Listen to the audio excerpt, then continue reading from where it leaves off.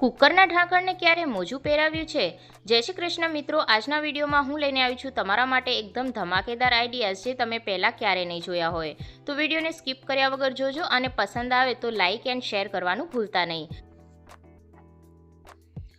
પહેલો આઈડિયા છે શર્ટ માટેનો. ઘણી વખત આપણા જે બાળકોના શર્ટ હોય, જે આપણે બજારમાંથી તૈયાર શર્ટ લાવતા હોઈએ છીએ, એમાં જે ગાજ હોય એ નાના હોય અને બટન છે એ થોડા મોટા હોય, જેના કારણે બાળકો એને બરાબર રીતના બંધ નથી કરી શકતા અને ઘણી વખત આપણાથી પણ બરાબર રીતના એ બંધ નથી થતા. તો એના માટે સિમ્પલ ટ્રીક છે, તમારે એક સેફ્ટી પિન લઈ લેવાની છે અને આ રીતના જે બટન છે એની અંદર તમારે સેફ્ટી પિનને ફિક્સ કરી દેવાની છે. ત્યારબાદ જે સેફ્ટી પિનનો બીજો ભાગ છે એને તમારે ગાજની અંદરથી આ રીતે પસાર કરવાનો છે, જેના લીધે શું થશે કે બટન છે એ આસાનીથી બંધ થઈ જશે અને તમારે વધારે મહેનત નહીં કરવી પડે. ખૂબ જ યુઝફુલ ટ્રીક છે, તમે એક વખત ટ્રાય કરીને જરૂરથી જોજો.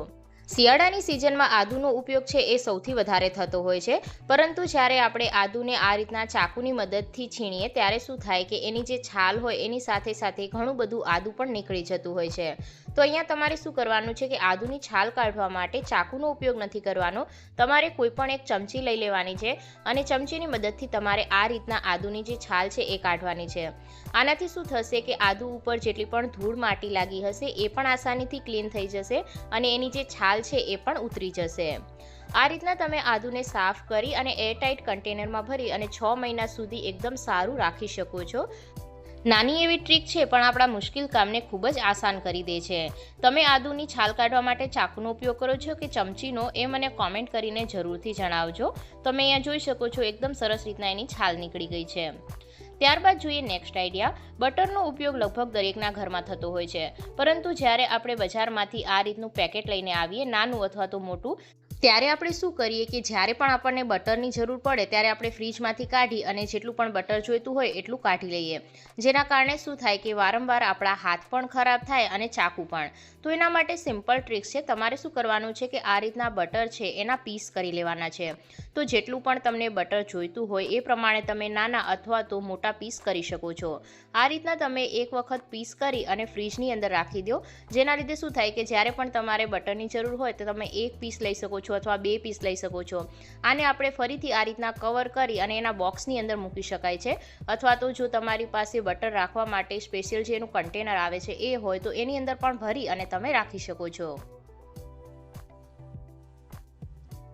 લીલા મરચાંનો ઉપયોગ આપણે દાળમાં, શાકમાં કે ચટણી બનાવવા માટે કરતા હોઈએ છીએ, પરંતુ ઘણી વખત જે આપણે બજારમાંથી લીલા મરચાં લઈને આવીએ એ અમુક વખત વધારે તીખા આવી જતા હોય છે, જેના કારણે આપણા હાથોની અંદર બળતરા થવા લાગે છે. ઘણી વખત ચાકુના કારણે આપણા અંગૂઠા પર કટ પડી જાય છે.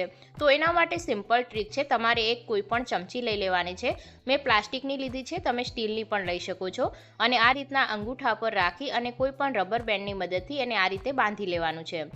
ત્યારબાદ જો તમે મરચાંને સમારશો તો હાથ ઉપર કટ પણ નહીં પડે અને જો મરચાં તીખા હશે ને તો બિલકુલ એની તીખાશ પણ તમારા હાથો ઉપર નહીં લાગે. ત્યારબાદ હું તમારી સાથે મરચાંથી જ રિલેટેડ એક બીજી ટિપ્સ પણ શેર કરી દઉં.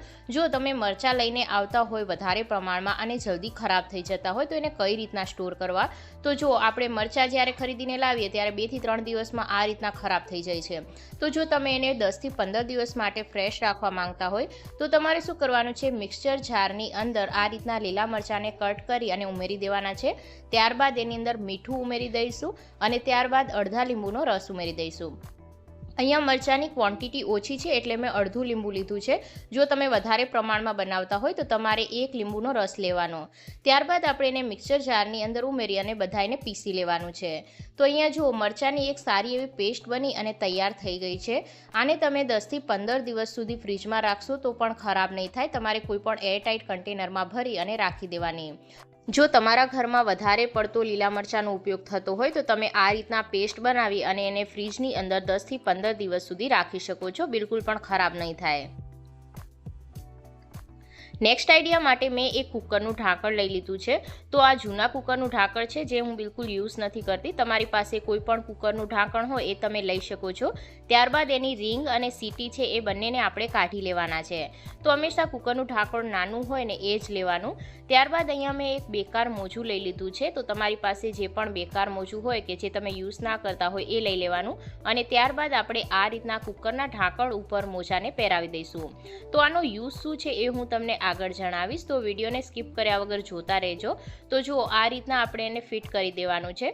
જો ઢાંકણ મોટું હોય તો તમે મોજાની જગ્યા પર કોઈ પણ કપડું લઈ અને એને બાંધી શકો છો। ત્યારબાદ હવે આપણે લઈ લેવાનું છે એક શેમ્પૂ। તો આ રીતના જે રૂપિયાવાળા પાઉચ હોય એ તમે લઈ શકો છો। તો એક આપણે મગની અંદર પાણી લઈ લીધું છે, જેની અંદર આપણે શેમ્પૂનું પાઉચ છે એ ઉમેરી દઈશું અને એને સારી રીતના મિક્સ કરી લેવાનું છે। તો આપણું આ જે શેમ્પૂનું પાણીવાળું મિશ્રણ છે એ બની અને તૈયાર થઈ ગયું છે। ત્યારબાદ અહીંયા આપણે એક સ્પ્રે બોટલ લઈ લઈએ અને સ્પ્રે બોટલની અંદર આ પાણીને ભરી દઈએ। જો તમારી પાસે સ્પ્રે બોટલ ના હોય તો તમે ફક્ત આ જગનો ઉપયોગ પણ કરી શકો છો। તો આ રીતના આપણે પાણીને ભરી અને ઢાંકણને બંધ કરી દઈએ અને સારી રીતના એને મિક્સ કરી લઈએ। તો જુઓ હવે આનો ઉપયોગ શું છે એ તમને જણાવું। તો અત્યારે શિયાળો છે તો દરેકના ઘરમાં આ રીતના ભારી બ્લેન્કેટનો યુઝ થતો હોય છે, પરંતુ શું થાય કે ઘણી વખત જે બ્લેન્કેટ હોય એમાંથી ભેજના કારણે વાસ આવવા લાગતી હોય છે। તો એકદમ ભારી બ્લેન્કેટ હોય તો આપણે એને વારંવાર વોશ ના કરી શકીએ। તો આ ટ્રીકની મદદથી તમારા બ્લેન્કેટમાં જો વાસ આવતી હશે તો આસાનીથી દૂર થઈ જશે।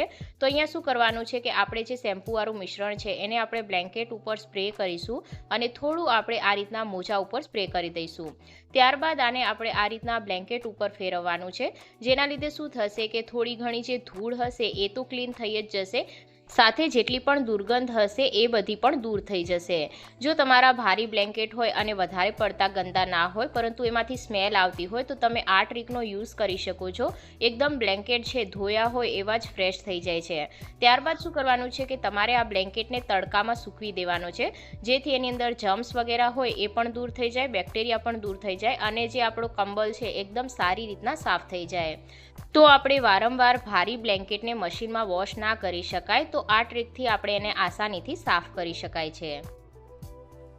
ત્યારબાદ જોઈએ નેક્સ્ટ ટ્રીક। ઘણી વખત આપણે કોઈ પણ કોલ્ડ્રિંક વગેરે લાવીએ તો એની સાથે આપણને આ રીતનું કેન મળતું હોય છે।